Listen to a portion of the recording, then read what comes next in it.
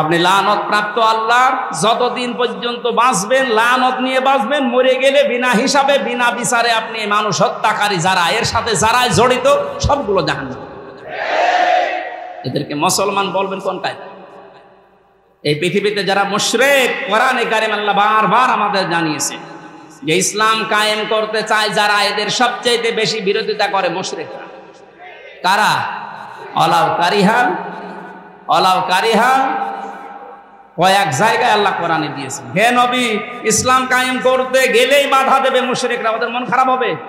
আজ আমরা তাই দেখতে পেলাম পৃথিবীর বহু রাষ্ট্র যারা খ্রিস্টান, ইহুদি, বৌদ্ধ, ওরা এত বেশি শত্রুতা করে নাই যত বেশি শত্রুতা করেছে মুশরিকরা। এই কথা বলছেন, মুশরিকদেরকে আপনি মুসলমান বলবেন, আপনার ঈমান থাকবে? আপনার কোন কাফেরকে যদি কেউ কাফের মনে না করে সেও কাফের। এটা তো আমি বানালাম। ঈমান নষ্ট হয়ে যায় 10টা কারণে। কয়টা কারণে? ওযু নষ্ট হয় কয় কারণে? 7 কারণে। এই আবার নতুন হাদিস বানাচ্ছে। নামাজ নষ্ট হয় কয় কারণে?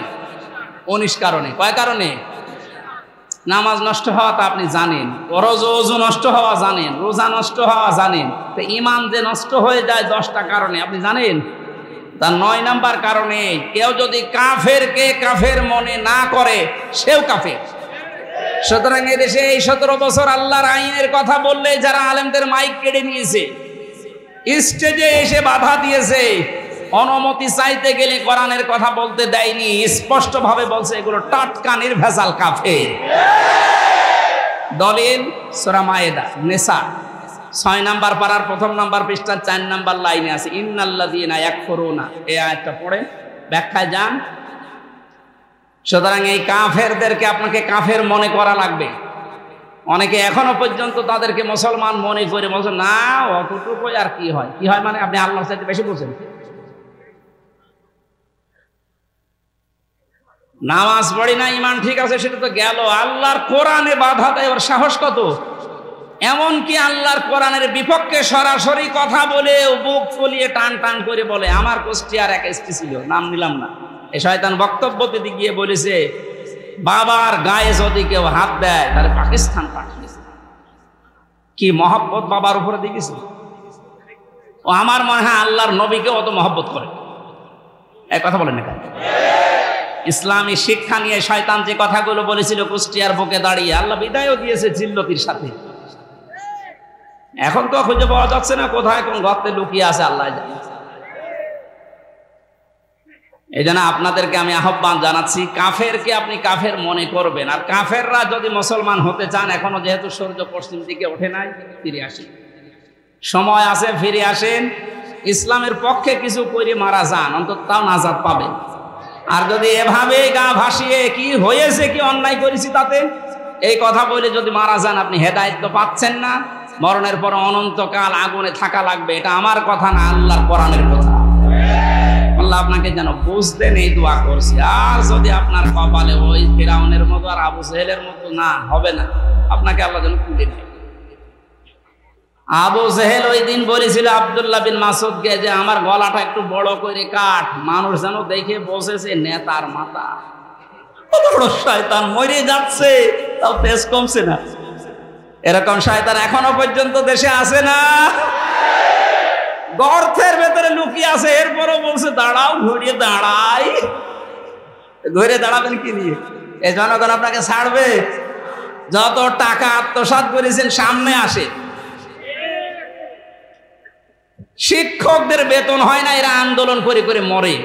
আর এক এক শয়তানের ব্যাংকে কত টাকা পড়ে আছে, একটা একটা করে ধরছে আর সব বের করছে। আমার মনে হয় এখন যারা দায়িত্বে আছে, ডক্টর মোহাম্মদ ইউনূস সহ যারা দায়িত্বে আছেন, তাদের সবচাইতে বড় কাজ হবে এই শয়তানগুলোর টাকা সব সিজ করা। ওরে যারা যারা বেতন পেত না, বেতন বৈষম্য ছিল, যেহেতু বৈষম্য বিরোধী আন্দোলন, এটা সংস্কার চলছে, এই সংস্কারগুলো আগে করে। কোন জালেম যেন কোন চেয়ারে থাকতে না পারে, কারণ ওখানে থাকলেও জুলুম করবে। এই জন্য তাড়াতাড়ি এই চেয়ারগুলো ক্লিয়ার করা দরকার। যেই চেয়ারে যেই জালেম আছে আপনি জেনেছেন দেখেছেন, তাড়াতাড়ি ওখান থেকে নামান। কথা বলে না কেন? এখন যেহেতু রাষ্ট্র সংস্কার চলছে, এই সংস্কার এখন দরকার আছে না নেই? এটা এখন খুব বেশি দরকার। কালকের গোপন সংবাদ একটা, আমাকে একজন বলছিল, এক জেলা আমির, যে এই বাংলাদেশের এক জেলার ডিসি, আমি নাম নিলাম না, সেই লোকটা কিছু কিলার ভাড়া করছে, কিলারকে টাকা পয়সা দিয়ে কথা জানাচ্ছে যে ইসলামী কথাবার্তারা যারা বলছে এবং এই দেশে যারা শান্তি শৃঙ্খলা ঠিক রাখার জন্য কাজ করছে এদের ভেতরে মিশে যাবা আর ছুরি মেরে দিবা, অথবা নারায় তাকবীর আল্লাহু আকবার দিয়ে গুলি মারবা, মনে হবে ওরা নিজেরা মারামারি করে দিয়েছে। এই কাজগুলো কিন্তু ষড়যন্ত্র করে চলছে। এই জন্য আমাকে যারা আমার মুসলমান, আমার তো ছোট মানুষ, ইসলামী চিন্তাবিদ যারা এদেশে এখন কাজ করছে ইসলাম নিয়ে মানবতার জন্য, তাদেরকে খুব সেফ রাখা লাগবে। কারণ এই শয়তানরা এর ভেতরে ঢুকে কখন আবার কি মেরে দেয় ঠিক নেই। কারণ সর্বোচ্চ পর্যায় থেকে যখন এটা এসেছে কিছু না কিছু মনে হয় হবে, এই জন্য খুব সতর্ক থাকা লাগবে। মানুষ হত্যাকারী আল্লাহর লানত প্রাপ্ত বান্দাদের ভেতরে অন্যতম। 3 নম্বরে পেয়েছি যারা মুনাফিক। কি এটা তো আর এই দেশে নেই, এই দেশে সবচেয়ে বেশি মুনাফিক গুলো আস্তে আস্তে পাল্টাচ্ছে। আল্লাহ তুমি এদের পাল্টিয়ে দাও। এরা যদি না বুঝে ভুল করে থাকে এদের পাল্টিয়ে দাও। জেনে শুনে ভুল করে থাকলে তোমার এলমে যা জানা আছে তুমি তাই করো। 4 নম্বরে পেয়েছি যারা ঘুষখোর। আজ ঘুষখোর দেশে আছে না? এই জন্য পুলিশের পোশাকও পাল্টিয়ে দিয়েছে, কোনো পকেট নেই, দিয়ে খাবি খা। টাকা নেবে কিন্তু রাখতে পারবি না, টাকা নিয়ে যে হাতে রাখবি ছাত্ররা যদি দেখে তোর খবর আছে। এই জন্য পোশাক যেটা বানিয়েছে ভালো। এরপরে আমি পেয়েছি জেনাখোর, যারা জেনা ছিল না, এখন একটা একটা করে ভিডিও বের হচ্ছে। এই যে ডিবি হারুন, আমার সাথে যে হুজুরটা ছিল জেলে, রফিকুল ইসলাম মাদানি, এই যে ছোট হুজুর, ও আমার ভেতরে বলছিল যে ভাই আমারে নিয়ে হাতির জেলে নিয়ে গেছে রাত 12:30 1টার পরে, যে আমার পুরা উলঙ্গ করে। আমি তো ছোট মানুষ, আমার জিনিসপত্রও ছোট, একেবারে উলঙ্গ করে একটা উলঙ্গ অর্ধ উলঙ্গ মেয়েকে সামনে নিয়ে আমার হাতে সিগারেট দিয়েছে, ওখানে অস্ত্র ধরে আছে, আমার এইভাবে অপমান করেছে। একেবারে সত্য কথা বলছে, যা করেছে তাই বলছে। আমি ওই সময় বরদোয়া দিয়েছিলাম, আল্লাহ আমি একটা ছোট মানুষ ছোট কিন্তু বয়স আছে, 27 বছর ছিল ওই সময়, এখন 19 বছর। জিনিসপত্র ওইভাবে আমার বের করে দেখলে ওরা আরো দেখিয়ে ছবি তুলে দিয়েছে। আমি ওই সময় মজলুম, কিছু বলতে পারি নাই, বরদোয়া দিয়েছি। আল্লাহ কি করলো যারা করলে, এক অফিসারকে বললাম ভাই, এক এসআই, যে যা যা করলেন এটাকে হারুন স্যার জানে না, মানে উনি তো করাচ্ছে। তখনও বরদোয়া দিয়েছিল, আল্লাহ আমার এরকম জিনিসপত্র যা দেখলো ওরও যেন এরকম জিনিসপত্র জনগণ দেখে, এই জন্য আল্লাহ দেখিয়েছে। রাস্তায় বের হলে বলে 3 ইঞ্চি, এই একটা মুসিবত। বল ও কি রাস্তায় বের হতে পারছে? ও ছোট হুজুরের কয় ইঞ্চি আমি জানি না, যে কয় ইঞ্চি হোক আল্লাহ তো আপনার 3 ইঞ্চি বের করে দেখিয়েছে। এটা ছোট হুজুরের বদদোয়া, কথা বলে না কেন? আর বড় হুজুরের বদদোয়া তো আরো খারাপ। বড় হুজুরের বদদোয়া বলেছিলেন না দিল্লি গিয়ে পড়বা, একেবারে জায়গা মতো করেছে। খালি এ দেশের ছোট হুজুর বড় হুজুর সবার দোয়া কবুল হচ্ছে, আমাদের মতো মেজ হুজুরের গায়ে আর হাত দিয়ে। আমরাও বরদোয়া ওই সময় গিয়েছিলাম যেদিন আমার মেয়ে আমার চিনি নাই, মন থেকে বলছিলাম। আমার মেয়েকে আমি 1 বছর রেখে গিয়েছিলাম ছেলে, 3 বছর পরে এসেও আমার চিনি।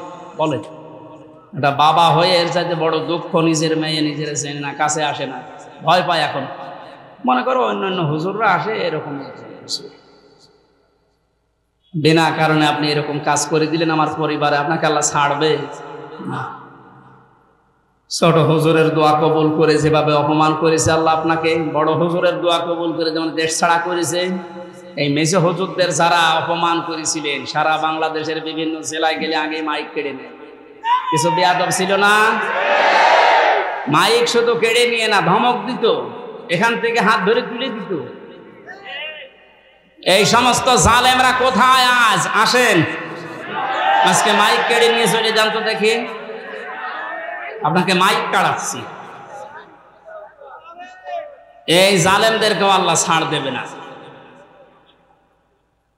এদের জীবনটাই পুরা জেনার উপরে একেবারে ভেসে আছে। একটারও চরিত্র বলতে কিছু আছে? খালি কয়েক মিনিট করে ফাঁস হয়।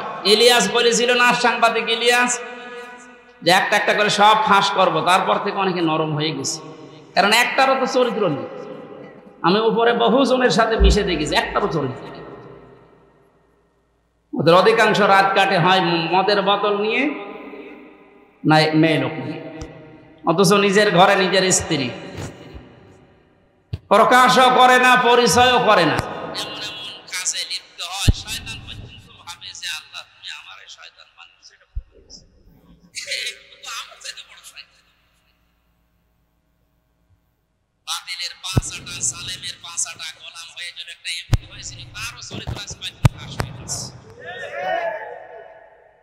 এই জালেমদের সহযোগী না হয়ে যদি একা একা থাকতেন, যে সম্মান নিয়ে বেঁচে থাকতে পারতেন, ওইটা এখন আর পারলেন না।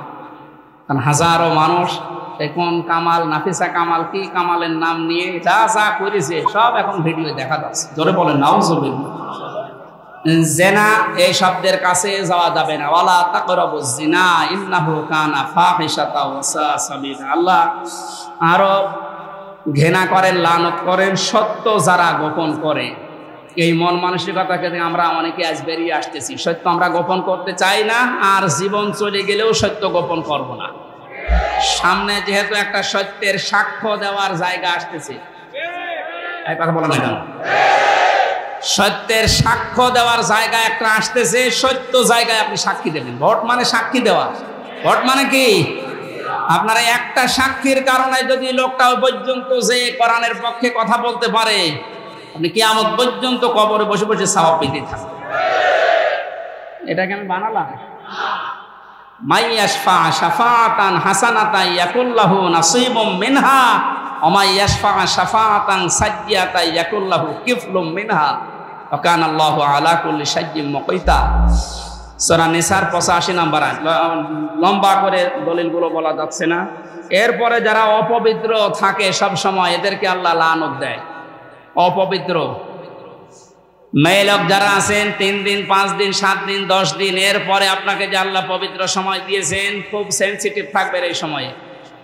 খেয়ালই করে না, গুরুত্বই দিতে চায় না এই পবিত্র অবস্থানকে। অথচ আল্লাহ সবচাইতে বেশি ভালোবাসেন পবিত্র অর্জনকারীকে। সবচাইতে লানত প্রাপ্ত বান্দা আল্লাহর যে মানুষগুলো অপবিত্র থাকে, যারা ফরজ গোসল ফরজ হয়ে যাওয়ার পরও গড়িমসি করে নষ্ট করেন, সময় নষ্ট করে হেলায় খেলায় ওই রাত 12টার কাজ করেন দিন 12টায়, না, হবে না। এটা হেলায় খেলায় জিনিস না। আপনি যতক্ষণ অপবিত্র থাকবেন, ওই সময় যদি মারা যান, আপনার কি অবস্থা হবে বলেন তো? আল্লাহ আমাদেরকে হেফাজত করুন। মা বোনেরা, পবিত্র অর্জন যতক্ষণ আছেন, এই 3 দিন 7 দিন 10 দিন বাদ দিয়ে পুরা সময়টা পবিত্র থাকার চেষ্টা করে। এই 7 প্রকারের কোনো প্রকারে আমরা পড়তে চাই না, কারণ এগুলো আল্লাহ লানত প্রাপ্ত বান্দা। সূরা মুমিনুন, এখানে আল্লাহ যে গুণগুলো দিয়েছেন, এই গুণগুলোর মানুষকে আল্লাহ ভালোবাসেন। একটা সরকারের রাষ্ট্রীয় ব্যবস্থায় কত রকমের দুর্নীতি থাকলে একেবারে উচ্চ পর্যায় থেকে এখন ইউনিয়ন পরিষদের মেম্বার পর্যন্ত পালায়। আপনি জীবনে ইতিহাস শুনেছেন? তাহলে বোঝা যাচ্ছে একটাও ভালো ছিল না, দরবেশটাও খারাপ, আটি কেটে নম হয়ে গেছে। শয়তানরা দেখলে আগে ভাবতাম আল্লাহ আর যাই করুক। 16 সালে একবার হজে গিয়ে শুনলাম দরবেশ আমার পাশে আছে এই যে কাবার টাওয়ার, সবসময় খালি কাবা শরীফ দেখে আর দোয়া করে। কিসের দোয়া করিস তা আল্লাহ জানে। এই 23 সালে গিয়েছিলাম, 24 সালে যে দেখিয়ে শুনলাম ওই দরবেশ ওখানে আছে। ওখানে সব সময় কাবার পাশে, টাকা পয়সা তো ওখানে বেশি লাগে। ওখানে কাবার পাশে থাকতে হলে অনেক খরচ। আমরা থাকতাম 1/2 কিলো 1.5 কিলো দূরে, আর ও থাকতো একেবারে পাশে। সবসময় কাবা দেখে আর দোয়া করে আল্লাহর কাছে, যা টাকা মেরেছি আল্লাহ হালাল হালাল আল্লাহ করছে। কি আশ্চর্য! ওর ওইটা দেখে আমার ছোট মেয়ে পর্যন্ত হাসতেছে। আনিসুল হককে যখন ধরেছে, আমার একা ধরবেন মানে ওই যে আর একটা, ওটা কে? দরবেশ। দরবেশের চিহ্ন কই? কিছুই তো নেই, দাড়ি কেটে পালাচ্ছিল। আল্লাহ ধরিয়ে দিয়েছে। একটা জালেমকেও আল্লাহ ছাড়বে না, কারণ জালেমদের প্রতি আল্লাহর এত রাগ। ইন্নামাস সাবিলু আলাল্লাযিনা ইয়াজলিমুনান নাস, সূরা শুরার 42 নম্বর আয়াত। আল্লাহ বলেন আমি নিজে জালেমদেরকে মামলা দেব, নিজে। আমার মামলার আসামি নাই ছিল হাসিনা, আরে জালেমদের মামলার আসামি কে? জালেমদের মামলার বাদী কে? আল্লাহ নিজে। সুতরাং এই দেশে যারা জুলুম করেছেন এই 17টা বছর, আপনি কিন্তু এই দেশের মানুষের হামজার মামলার আসামি না, আপনি সরাসরি আল্লাহর মামলার আসামি। কে দাঁড়াবে আপনার পক্ষে বলেন? এখন একটা উকিল পর্যন্ত পাচ্ছে না। এই দুনিয়ায় যদিও কিছু না পায়, তা আখেরাতে ওর পক্ষে কে দাঁড়াবে যেখানে আল্লাহ নিজে বাদী? চমকে ওঠার কথা না? এরপরেও জালেমদের কোনো ভয় নেই। আমার ভাইরা, যে কথা বলতে চাচ্ছে, জানা শোনার পরে কোনো জালেমের পক্ষে কথা বলবেন না, মুখ খুলবেন না, এমনকি অন্তরে ভালো ধারণাও রাখবেন না। এই যে অন্তরে ভালো ধারণাও রাখা যাবে না জালেমদের কোনো পক্ষে, এটাকে আমি মানালাম। যারা শহীদ হয়ে গেল এই 5 তারিখের রাত পর্যন্ত, এমনকি এখনো অনেকে শহীদ হচ্ছে, কারণ হাসপাতালের বেডে কয়েকদিন ধরে তারা কাতরাচ্ছে, কারো হাত নেই, পা নেই, চোখ নেই, লজ্জায় স্থান পড়ে গেছে। আমি নিজে দেখে এসেছি পর্যায়ে, আমার সামনে 14 জন মারা গেছে। এই মানুষগুলোকে যারা দুনিয়া থেকে বিদায় করে দিয়েছে, দিচ্ছে, এখনো যারা শহীদ হচ্ছে, শহীদদেরকে যারা বলছেন যে মারা গেছে, এ কথা কোনোদিন মুখ দিয়ে বলবেন না। ওয়ালা তাকুলু লিমান ইউকতালু ফি সাবিলিল্লাহি আমওয়াত বাল আহয়াউ ওয়ালাকিন লা তাশউরুন। সূরা বাকারা 154 নম্বর আয়াত। আল্লাহ বলেন কেউ এ কথা বলবি না, একা বলবি না তা না। ওয়ালা তাকুলু, বহু বছর, কেউ মুখ দিয়ে কথা বলবি না যে শহীদ যারা তারা মারা গেছে, কখনো না। তারা জীবিত, কিন্তু তোরা টের পাস না। এ ভাষাটা আমি ব্যবহার করলাম, এ ভাষাটা কার? এটা মানুষ যেহেতু মুখ দিয়ে বলতে পারে, এই জন্য মুখের উপর আল্লাহ নোটিশ দিয়েছেন। 2 নম্বর, মানুষ ধারণাও করতে পারে অন্তর দিয়ে। কি দিয়ে ধারণা? কি দিয়ে করে? এই জন্য আল্লাহ অন্তরের উপর নোটিশ দিয়েছেন, ওয়ালা তাহসাবান্নাল্লাযীনা কুতিলু ফি সাবিলিল্লাহি আমওয়াতা বাল আহয়াউন ইনদা রাব্বিহিম ইরযাকুন। সূরা আলে ইমরান 169 নম্বর আয়াত। তোরা মনে মনে ধারণাও করবি না যে শহীদ যারা হয়েছে তারা মারা গেছে, না, এটা অনেক গুরুত্বপূর্ণ জিনিস। আজ অনেকে মুখ দিয়ে বলছে, আহলে হাদিসের নাম নিয়ে কিছু আলেম নামে জালেম বলছে আবু সাইদ শহীদ হয়নি, ও বুক পেতে দিয়েছে। তুই বুক পেতে দে তো। আগুনে পুড়ে মরলে যদি শহীদ হয়, নবীজির হাদিস নাকি আমি বানালাম? এক কথা বলছেন এখানে। দেওয়াল চাপা পড়ে মরে গেলে শহীদের মর্যাদা পায়, এটা কি বলেন? পানিতে ডুবে মরলে শহীদ হয়, আর জালেমের জুলুমের সামনে নিজের জীবনটা দিয়ে দিলেও সে শহীদ হচ্ছে না, আর একবার শহীদ হয়ে আপনাকে দেখাতে লাগবে। এই শয়তানগুলো আহলে হাদিসের নাম নিয়েছে, এগুলো খবিস। এদের কারণে আজ মানুষ পিছিয়ে যেতে, অনেকে জালেমরা টাকা পয়সা দিয়ে এদেরকে ব্যবহার করছে, পিছিয়ে যাচ্ছে না। কেউ বিভ্রান্ত হবেন না, শহীদদের পক্ষে বিপক্ষে কথা বলতে মুখ দিয়ে আল্লাহ নিষেধ করেছে, অন্তরে ধারণা করাও নিষেধ। কারণ শহীদরা জীবিত, জিন্দা, এবং এই মানুষগুলো আল্লাহর কাছ থেকে খাবার খায়। সুবহানাল্লাহ বলতে পারেন নাই? শহীদ আল্লামা দেলাওয়ার হোসেন সাইদি এমনি শহীদ লেখে না, এখানে ওনাকে মেরে ফেলা হয়েছে, উনি মারা যায়নি। উনি আমার পাশেই ছিল, উনি 1 নম্বরে ছিল, আমি 4 নম্বরে ছিলাম। কি সুন্দর হাসি দিয়ে বের হয়ে আসলো। আর পরে শুনলাম যে মারা গেছে ইনজেকশন দেওয়ার পরে। ইনজেকশন দেওয়ার পরে এমনি এমনি মারা গেছে। লোকটা যদি এখনো 15-20 বছর বেঁচে থাকতো, আমার মনে হয় এখনো কয়েক হাজার মানুষ ইসলামের আলো পেত। তাকে চিকিৎসার নাম দিয়ে আপনি ইনজেকশন পোস্ট করে দুনিয়া থেকে বিদায় করে দিলেন। আপনি খুনি, এর সাথে যারা জড়িত প্রত্যেককে মার্ডার মামলার আসামি করা। নিঃসন্দেহে উনি শহীদ, উনি সাধারণভাবে মরেনি, কারণ ওনার সারা জীবনের মোনাজাত ছিল আল্লাহুম্মা ইন্নী আসআলুকা শাহাদাতান ফি সাবিলিক। আল্লাহ তুমি আমাকে সাধারণভাবে মরণ দিও না, শাহাদতের মরণ দিও। আল্লাহ কবুল করে নিয়েছে, তার মোনাজাত তো কবুল হলো। কিন্তু আপনি কি করলেন? আপনি তো মার্ডার মামলার আসামি হয়ে গেলেন। মানুষ হত্যা করা এটা আল্লাহর লানত-প্রাপ্ত মানুষের 2 নম্বর তালিকায় যেখানে আছে। যারা মানুষ হত্যা করে এরা আল্লাহর লানত-প্রাপ্ত বান্দা। সুতরাং এই 2700 মানুষ এই 5 তারিখের আগ পর্যন্ত আপনি মেরেছেন। 2700-র উপরে জরিপ পেয়েছি, 2700-র উপরে মারা গেছে ছাত্রছাত্রী। আমায় ইয়াকতুল মুমিনা মুতাআম্মিদান ফাজাযাউহু জাহান্নাম, সূরা নিসার 93 নম্বর আয়াত।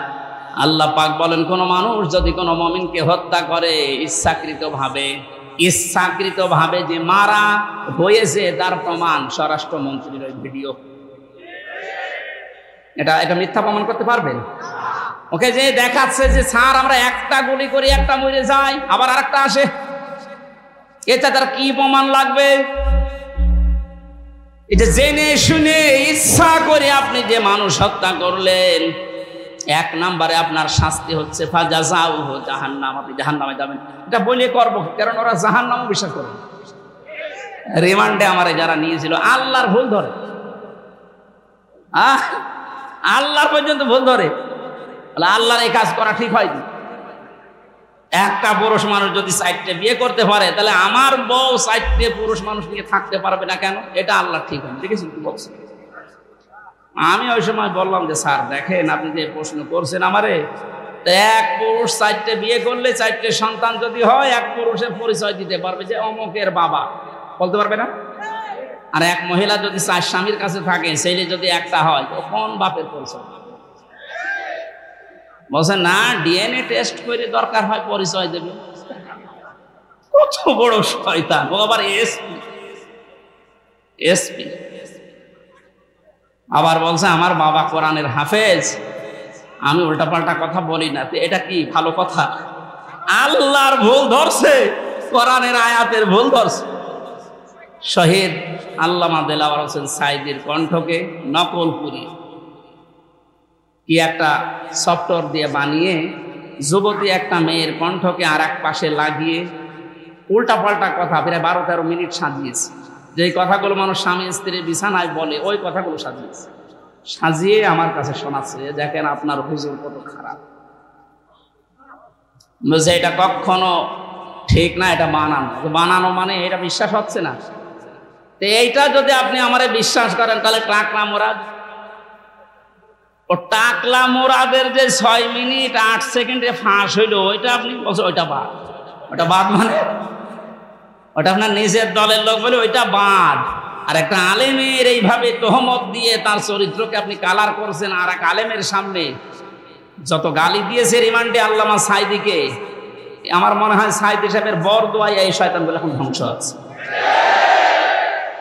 চোখের পানি ফেলেনি সেই লোকটা, 13 বছর তাহাজ্জুদের নামাজ এই মজলুম অবস্থায় পড়ে চোখের পানি দিয়ে বুক ভাসিয়েছে, আর কিছু বলেনি, আল্লাহকে কিছু বলেনি। এই পৃথিবীর ভেতরে যে কয়েকজন কাবা শরীফের ভেতরে যে নামাজ পড়তে পেরেছি, তার ভেতরে আমাদের শহীদ আল্লামা দেলাওয়ার হোসেন সাঈদী। আর কারো কিছু না হোক, এই বরদোয়াই শেষ হয়েছে জালেমরা। যত নিকৃষ্ট কথা তার নামে এভাবে চালিয়ে আমাদেরকে শুনিয়েছে। আমার তো ওই সময় শরীর চলে যাচ্ছিল, কি বলবো, কারণ আমার হাত বাঁধা, পা বাঁধা, চোখ বাঁধা। আল্লাহ বলেছেন আমি ছাড় দেই কিন্তু ছেড়ে দেই না, ইন্না বাদশা রব্বিকা লাশাদীদ। আমি যদি একবার ধরি কারে, খুব শক্ত করে ধরি। আল্লাহ যে ধরেছে তার প্রমাণ দেখেন, একেবারে সর্বোচ্চ থেকে মেম্বার পর্যন্ত একটাও নেই, সব পালাচ্ছে। অপরাধী না হলে পালাবে কোন কারণ? এই জন্য যারা হত্যা করেছেন আপনি লানত প্রাপ্ত। এর মাপ পেতে হলে আজ বাংলাদেশের যে আইন আমরা দেখছি, হত্যার বদলে আমরা যাবজ্জীবন জেল দিয়ে দিই অথবা ফাঁসির আদেশ দিই। যাবজ্জীবন জেল দিলে কি 30 বছর জেল খাটা লাগে, সেখানে কাজ মাস করলে ভেতরে 22 বছর জেল খেটে লোকটা বের হয়ে যায়, না মাফ হবে না। আপনি যদি মাপ পেতে চান কাউকে হত্যা করার পরে, আবু সাইদকে যারা হত্যা করেছে, মুগ্ধকে যারা হত্যা করেছে, আবু রায়হানকে, এই যে ইয়ামিনকে গাড়ির উপর থেকে ফেলে দিয়েছে, এদের যারা মেরেছেন আপনার মাপ হবে না দুইটা কাজ না করলে। যতক্ষণ পর্যন্ত তার মা বাবা আপনাকে মাফ না করবে টাকা পয়সা দিয়ে, জরিমানা দেওয়ার পর, দিয়ত দেওয়ার পর, 2 নাম্বার আপনাকে মেরে ফেলা লাগবে, তাছাড়া আপনার মাফ নেই। আপনি লানত প্রাপ্ত আল্লাহর, যতদিন পর্যন্ত বাঁচবেন লানত নিয়ে বাঁচবেন, মরে গেলে বিনা হিসাবে বিনা বিচারে আপনি মানুষ হত্যাকারী যারা, এর সাথে যারাই জড়িত সবগুলো জাহান্নামে। এদেরকে মুসলমান বলবেন কোন কায়দা?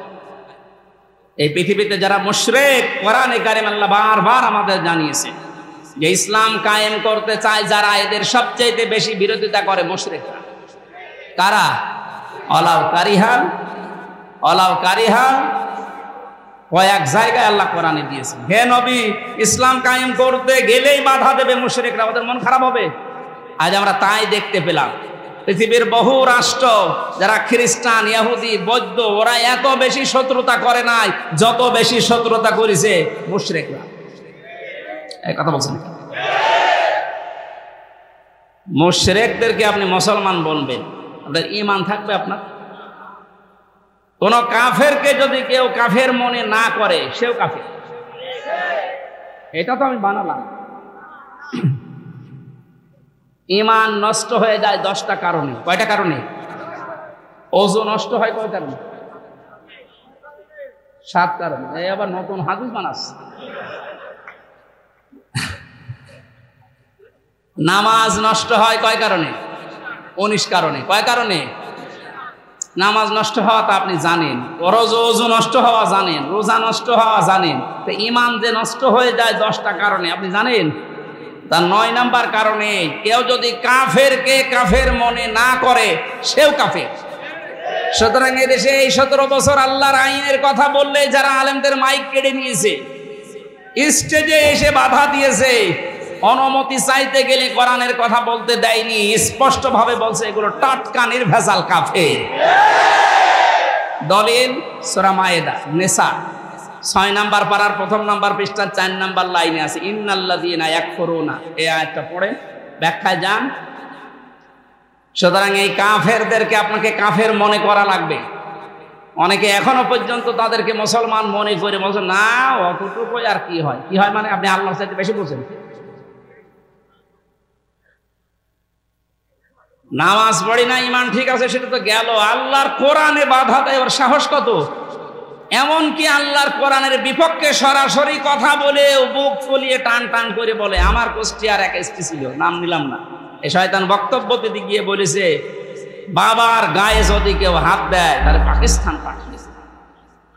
কি মহব্বত বাবার উপরে দেখেছে ও! আমার মনে হয় আল্লাহর নবীকে অত মহব্বত করে। এক কথা বলেন না কেন? ইসলামী শিক্ষা নিয়ে শয়তান যে কথাগুলো বলেছিল কুষ্টিয়ার বুকে দাঁড়িয়ে, আল্লাহ বিদায়ও দিয়েছে জিল্লতির সাথে। এখন তো খুঁজে পাওয়া যাচ্ছে না কোথায় কোন গর্তে লুকিয়ে আছে, আল্লাহ জানে। এই জন্য আপনাদেরকে আমি আহ্বান জানাচ্ছি, কাফেরকে আপনি কাফের মনে করবেন। আর কাফেররা যদি মুসলমান হতে চান, এখনো যেহেতু সূর্য পশ্চিম দিকে ওঠে নাই, ফিরে আসেন, সময় আছে, ফিরে আসেন। ইসলামের পক্ষে কিছু করে মারা যান, অন্তত তাও নাজাত পাবেন। আর যদি এভাবে গা ভাসিয়ে কি হয়েছে, কি অন্যায় করেছি তাতে এই কথা বলে যদি মারা যান, আপনি হেদায়েত তো পাচ্ছেন না। মরণের পর অনন্তকাল আগুনে থাকা লাগবে। এটা আমার কথা না, আল্লাহর কোরআনের কথা। আল্লাহ আপনাকে যেন বুঝতেন, এই দোয়া করছি। আর যদি আপনার কপালে ওই ফিরাউনের মতো আর আবু জেহেলের মতো না, হবে না, আপনাকে আল্লাহ যেন তুলে নেয়। আবু জেহেল ওই দিন বলেছিল আব্দুল্লাহ বিন মাসউদকে যে আমার গলাটা একটু বড় করে কাট, মানুষ যেন দেখে বসেছে নেতার মাথা। বড় শয়তান, মরে যাচ্ছে তাও তেজ কমছে না। এরকম শয়তান এখনো পর্যন্ত দেশে আছে না? গর্তের ভেতরে লুকিয়ে আছে, এরপরও বলছে দাঁড়াও, ঘুরিয়ে দাঁড়াই। ঘুরে দাঁড়াবেন কি নিয়ে? এই জনগণ আপনাকে ছাড়বে? যত টাকা আত্মসাৎ করেছেন সামনে আসে। শিক্ষকদের বেতন হয় না, এরা আন্দোলন করে করে মরে। আর এক এক শয়তানের ব্যাংকে কত টাকা পড়ে আছে, একটা একটা করে ধরছে আর সব বের করছে। আমার মনে হয় এখন যারা দায়িত্বে আছে, ডক্টর মোহাম্মদ ইউনূস সহ যারা দায়িত্বে আছেন, তাদের সবচাইতে বড় কাজ হবে এই শয়তানগুলোর টাকা সব সিজ করা। ওরে এই যারা যারা বেতন পেত না, বৈষম্য ছিল, যেহেতু বৈষম্য বিরোধী আন্দোলন, এটা সংস্কার চলছে, এই সংস্কারগুলো আগে করে। কোন জালেম যেন কোন চেয়ারে থাকতে না পারে, কারণ ওখানে থাকলেও জুলুম করবে। এই জন্য তাড়াতাড়ি এই চেয়ারগুলো ক্লিয়ার করা দরকার। যেই চেয়ারে যে জালেম আছে, আপনি জেনেছেন, দেখেছেন, তাড়াতাড়ি ওখান থেকে নামান। কথা বলে না কেন? এখন যেহেতু রাষ্ট্র সংস্কার চলছে, এই সংস্কার এখন দরকার আছে না নেই? এটা এখন খুব বেশি দরকার। কালকের গোপন সংবাদ একটা, আমাকে একজন বলছিল, এক জেলা আমির, যে এই বাংলাদেশের এক জেলার ডিসি, আমি নাম নিলাম না, সেই লোকটা কিছু কিলার ভাড়া করছে, কিলারকে টাকা পয়সা দিয়ে কথা জানাচ্ছে যে ইসলামী কথাবার্তারা যারা বলছে এবং এই দেশে যারা শান্তি শৃঙ্খলা ঠিক রাখার জন্য কাজ করছে, এদের ভেতরে মিশে যাবা আর ছুরি মেরে দিবা, অথবা নারায়ে তাকবীর আল্লাহু আকবার দিয়ে গুলি মারবা, মনে হবে ওরা নিজেরা মারামারি করে দিয়েছে। এই কাজগুলো কিন্তু ষড়যন্ত্র করে চলছে। এই জন্য আমাকে যারা, আমার তো ছোট মানুষ, ইসলামী চিন্তাবিদ যারা এদেশে এখন কাজ করছে ইসলাম নিয়ে, মানবতার জন্য, তাদেরকে খুব সেফ রাখা লাগবে। কারণ এই শয়তানরা এর ভেতরে ঢুকে কখন আবার কি মেরিয়ে দেয় ঠিক নেই। কারণ সর্বোচ্চ পর্যায় থেকে যখন এটা এসেছে, কিছু না কিছু মনে হয় হবে। এই জন্য খুব সতর্ক থাকা লাগবে। মানুষ হত্যাকারী আল্লাহর লানত প্রাপ্ত বান্দাদের ভেতরে অন্যতম। 3 নম্বরে পেয়েছি যারা মুনাফিক। কি এটা তো আর এই দেশে নেই, এই দেশে সবচেয়ে বেশি মুনাফিক গুলো আস্তে আস্তে পাল্টাচ্ছে। আল্লাহ তুমি এদের পাল্টিয়ে দাও। এরা যদি না বুঝে ভুল করে থাকে, এদের পাল্টিয়ে দাও। জেনে শুনে ভুল করে থাকলে তোমার এলমে যা জানা আছে তুমি তাই করো। 4 নম্বরে পেয়েছি যারা ঘুষখোর। আজ ঘুষখোর দেশে আছে না? এই জন্য পুলিশের পোশাকও পাল্টিয়ে দিয়েছে, কোনো পকেট নেই, দিয়ে খাবি খা। টাকা নেবে কিন্তু রাখতে পারবি না, টাকা নিয়ে যে হাতে রাখবি, ছাত্ররা যদি দেখে তোর খবর আছে। এই জন্য পোশাক যেটা বানিয়েছে ভালো। এরপরে আমি পেয়েছি জেনাখোর, যারা জেনা ছিল না, এখন একটা একটা করে ভিডিও বের হচ্ছে।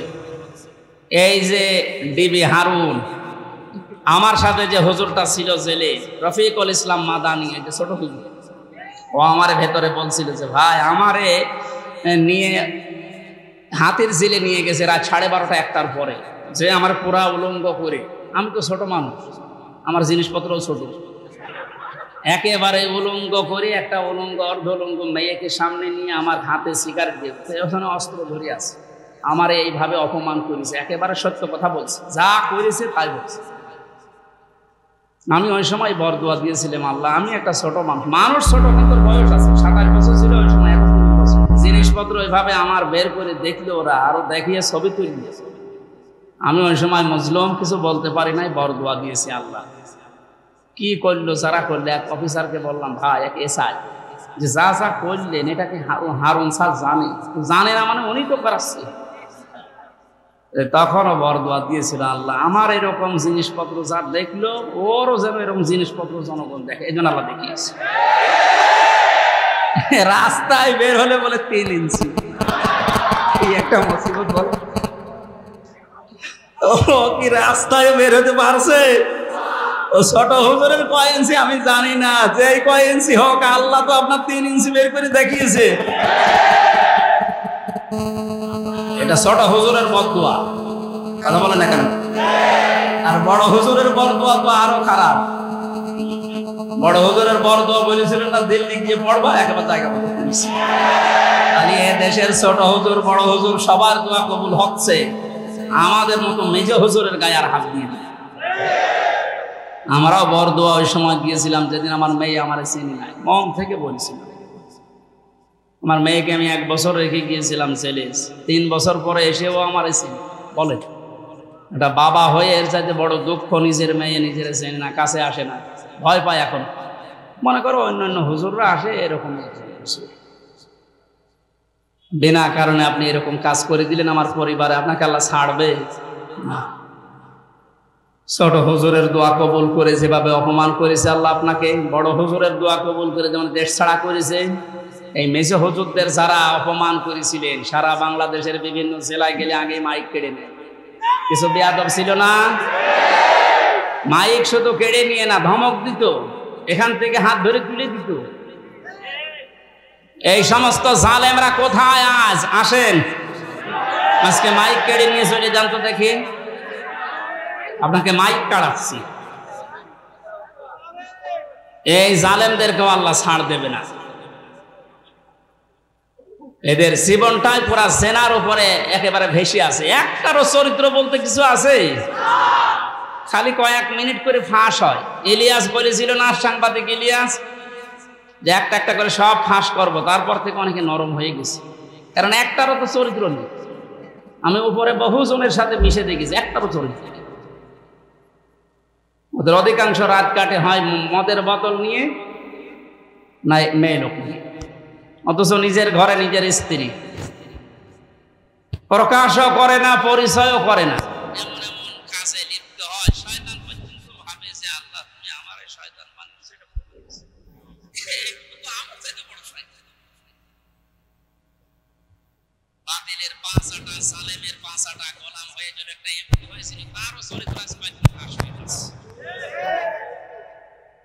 এই জালেমদের সহযোগী না হয়ে যদি একা একা থাকতেন, যে সম্মান নিয়ে বেঁচে থাকতে পারতেন, ওইটা এখন আর পারলেন না। কারণ হাজারো মানুষ কোন কামাল, নাফিসা কামাল, কি কামালের নাম নিয়ে যা যা করেছে সব এখন ভিডিও দেখা যাচ্ছে। জোরে বলেন নাউজুবিল্লাহ। জিনা এই শব্দের কাছে যাওয়া যাবে না। ওয়ালা তাকরাবুজ জিনা ইন্নাহু কানা ফাহিশাতাও ওয়া সাআ সাবিলা। আল্লাহ আরো ঘৃণা করেন, লানত করেন সত্য যারা গোপন করে। এই মন মানসিকতাকে আমরা অনেকে আজ বেরিয়ে আসতেছি। সত্য আমরা গোপন করতে চাই না, আর জীবন চলে গেলেও সত্য গোপন করব না। সামনে যেহেতু একটা সত্যের সাক্ষ্য দেওয়ার জায়গা আসতেছে, এই কথা বলা যায় না, সত্যের সাক্ষ্য দেওয়ার জায়গা একটা আসতেছে। সত্য জায়গায় আপনি সাক্ষী দেবেন। ভোট মানে সাক্ষী দেওয়া। ভোট মানে কি? আপনারা একটা সাক্ষীর কারণে যদি লোকটা পর্যন্ত যে কোরআনের পক্ষে কথা বলতে পারে, আপনি কিয়ামত পর্যন্ত কবরে বসে বসে সওয়াব পেতে থাকবেন। এটাকে আমি বানালাম।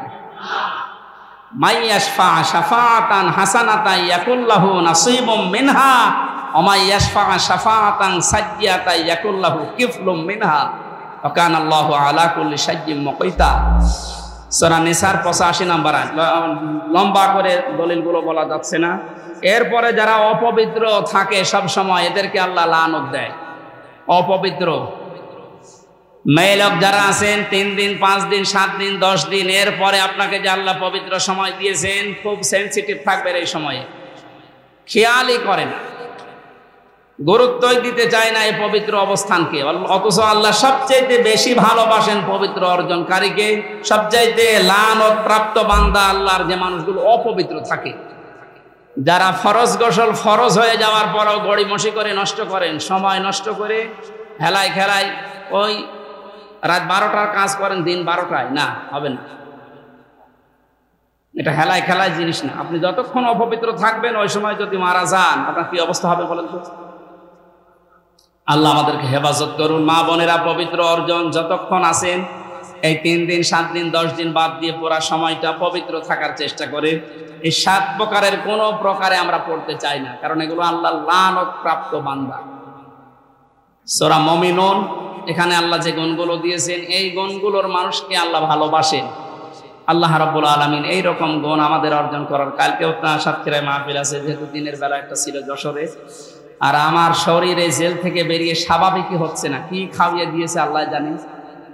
মানে কিছু হলেই গলা ব্যথা করে, এটা সমস্যা তো আছে, স্বাভাবিকই হচ্ছে না। এত ডাক্তার দেখাচ্ছি না, ওরা জেলের ভেতরে খাবার ভালো না।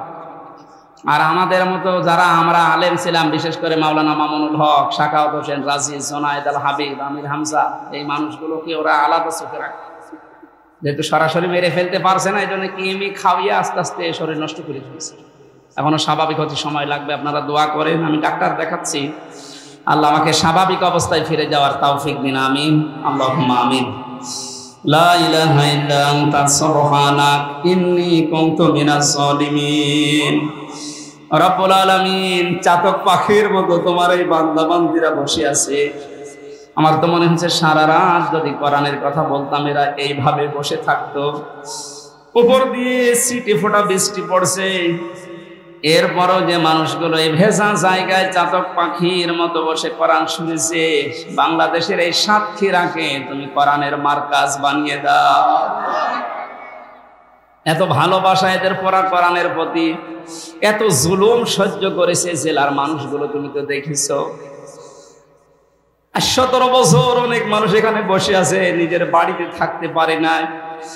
ধানের ভয়ে, ধানের জমিতে, আমের জমিতে, বিভিন্ন বাঁশ বাগানে কত রাত এই মানুষগুলো কাটিয়েছে তোমার ইসলামের কারণে, দ্বীনের কারণে, কোরআনের কারণে।